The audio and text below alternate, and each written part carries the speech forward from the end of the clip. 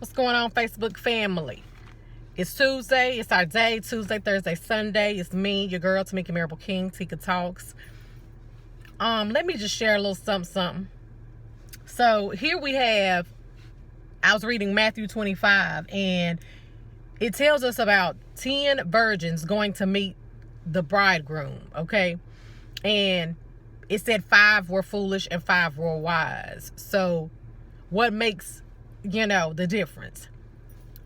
5 wise ones took the oil and put in the vessels as they, carried their lamps.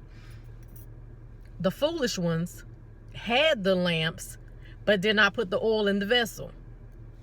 They just carried it and went on.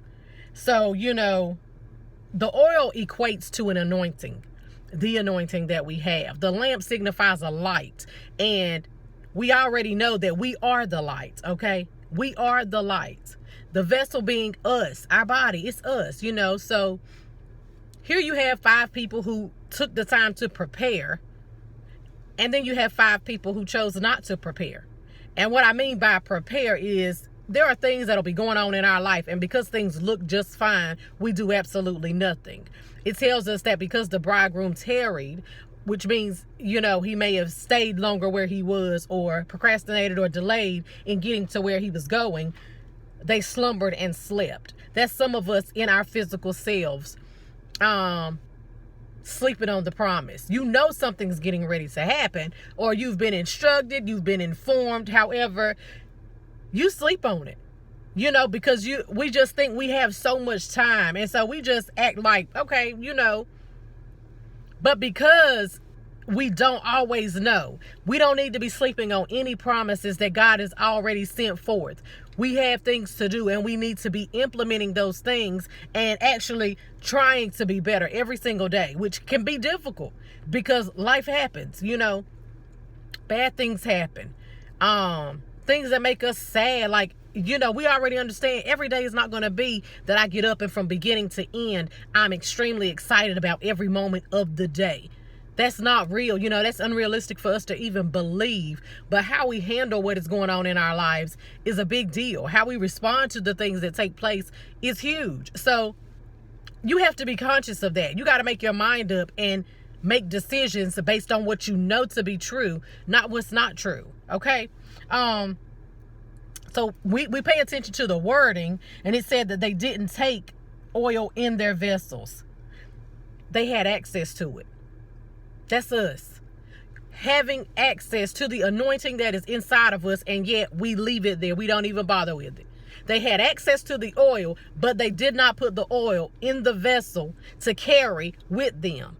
And just because it was daylight, just because it's daytime doesn't mean the night's not coming. You realize during the day that the night is going to fall. It's going to get dark. So they slumbered, they slept, they awakened.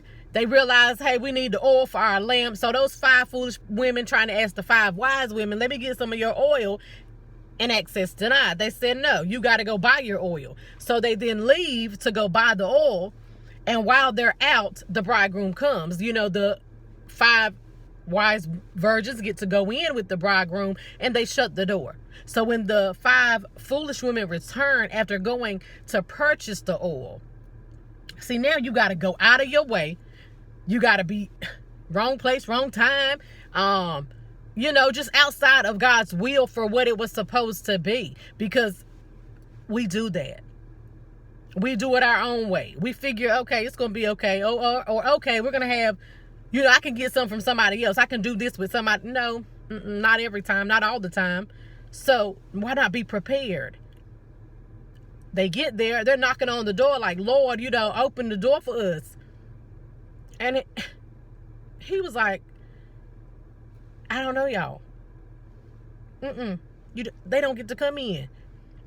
You missed the opportunity to go through a door because you're unprepared, because you're sleeping on the promise. Wake up. That's what we got to do.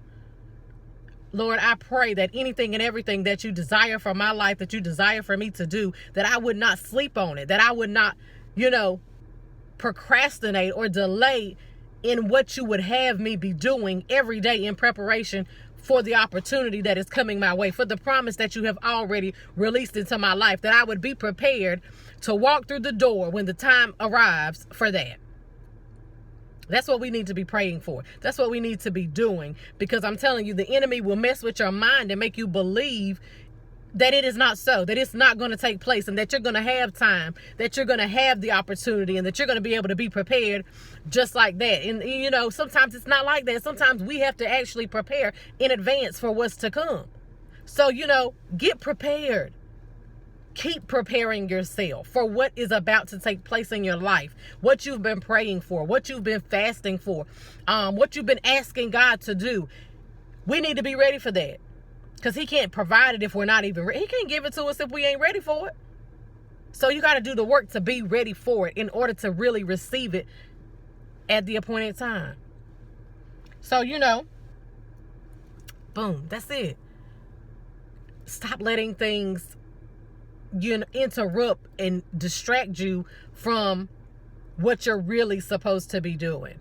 And so, you know, things will take place, things will come up, illness, you know, stuff with your job, stuff with your family. These things come up, and it's not because God is not getting ready to do something in your life or for you or in you. It's simply because we have to learn how to continue to do things even when things are going on, even if all hell breaks loose, even if chaos is out and surrounding us, we can stay calm.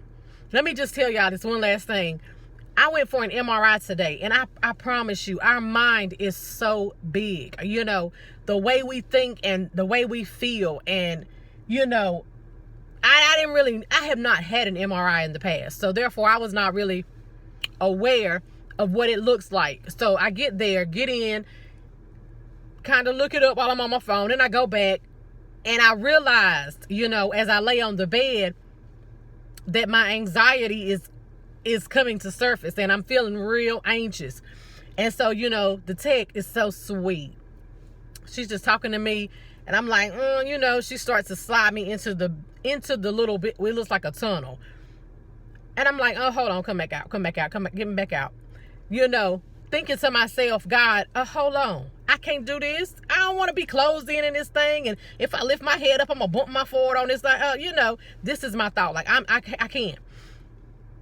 This is how powerful your thinking is. Because I said out loud to her, this fear is false. There is nothing that has occurred inside of this machine that would warrant me to be afraid, that would make me feel anxious about being closed in on the inside of it, you know? So I said, hold on, we got to wait for my help to show up. And I know she was like, what? Yeah, that's Jesus, baby. He's coming. Because I need Jesus right now to calm me down, because I am way too, you know, my heart is about to beat out my chest.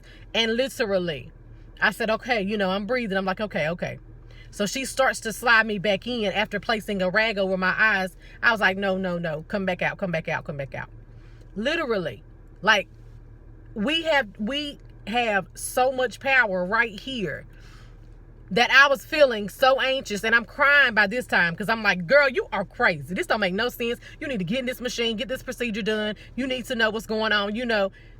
And I'm just talking like, God, help me. I know it's nothing. It's nothing. And I refuse to leave out of this building without doing this procedure. The devil is a lie. He ain't getting ready to get me. No. Anxiety ain't getting ready to have power over me. So here I am, talking out loud, having this conversation with God. And she is right there. The tech is right there. She's encouraging me. She's cool. She is a sweetheart. Shout out to you, Melissa. Slides me back in, because I say it's okay. You know, she said, I can tell you where you're going to be. Slides me in. You're going to be this far. So most of my body, you know, at least half of my body's inside. Cool. Okay. She said, are you okay? I'm fine. Okay. So she brings me back out. Then she's like, we can do this. We can do it. Don't let the enemy convince you that you can't do something that you can really do. And it might seem crazy to somebody else, but that was a real experience for me. And it was even a lesson for myself as to how much control we have over our own minds. That we allow our minds to tell us something and we're just like, okay, and be tricked by that. Don't be tricked by no, it's false. I know it's false. And therefore, I'm not getting ready to to be upset. I'm not getting ready to not, no. Shut it down and do what God is telling you to do. Got the procedure done. It lasted for about 20 to 25 minutes of me being inside. I was able to lay there calmly. But the beginning of it, I'm like, this is crazy. But it's real. It's real, and it's exactly what the enemy does to some of us on a daily basis in the areas that we're trying to be effective in and making you feel as though you cannot. I declare and decree that you can on today. Bind the enemy and loose every great thing from God upon you. You got to do that every day. That's real. So that's it. Just know your mind is powerful, and the way you think and the way you speak and the way you act, it's up to you. I absolutely love you guys. I want you to do what you do best, that is being you. God bless you. I'll see you live Thursday night, 7 p.m. Eastern Standard Time. Do me a favor, share the video.